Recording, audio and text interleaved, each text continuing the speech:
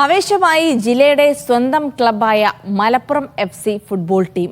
Malappuram FC. ടീമിന്റെ launching മലപ്പുറത്ത് നടന്ന ചടങ്ങിൽ പ്രമുഖ വ്യവസായി എം.എ. യൂസുഫ് അലി നിർവഹിച്ചു. ആദ്യമായി ഇത് ലോഞ്ച് ചെയ്യുകയാണ്. ബിസ്മില്ലാഹിർ റഹ്മാനിർ റഹീം. സൂപ്പർ ലീഗ് കേരളയുടെ മലപ്പുറം ഫുട്ബോൾ ടീമായ മലപ്പുറം എഫ്.സിയുടെ ലോഞ്ചിംഗ് എം.എ. യൂസുഫ് അലി നിർവഹിച്ചു. ഫുട്ബോളിനോട് തനിക്ക് പ്രത്യേക വാത്സല്യമാണെന്നും സ്കൂൾ പഠനകാലത്ത് ഫുട്ബോൾ കളിച്ചിരുന്നുവെന്നും അദ്ദേഹം പറഞ്ഞു. നാട്ടികയിലെ fisheries GFHS government fisheries secondary ഹൈസ്കൂളിൽ ഞാൻ ഫുട്ബോൾ സ്ഥിരം കളിക്കാറുണ്ട്. അങ്ങനെ മലപ്പുറത്ത് യൂണിവേഴ്സിറ്റി തേഞ്ഞിപ്പാലത്ത് ഒരു സന്തോഷ് ട്രോഫി മത്സരം നടക്കുകയുണ്ടായി. Victor Manjila goal കീപ്പറായിരുന്നു. അങ്ങനെ അന്നു മുതൽ ഞാൻ ഫുട്ബോൾ കാണാനും കളി കാണാനും ഒക്കെ ശ്രമിക്കാറുണ്ട്. എം.എ. യൂസുഫ് അലി ടീമിനെ വേദിയിൽ അവതരിപ്പിച്ചു.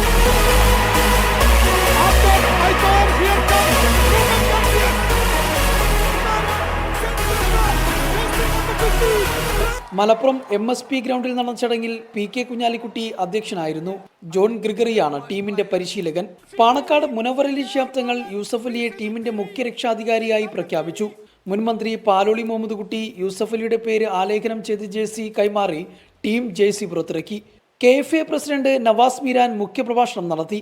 ജനപ്രതിനിധികൾ, വിവിധ മേഖലകളിൽ നിന്നുള്ളവർ ഉൾപ്പെടെ ജില്ലയിലെ പല ഭാഗങ്ങളിൽ നിന്നായി സ്ത്രീകളും കുട്ടികളുമടക്കം ആയിരങ്ങളാണ് ചടങ്ങിൽ പങ്കാളികളായത്. പരിപാടിയോടനുബന്ധിച്ച് സംഗീത നിശയും ഒരുക്കിയിരുന്നു.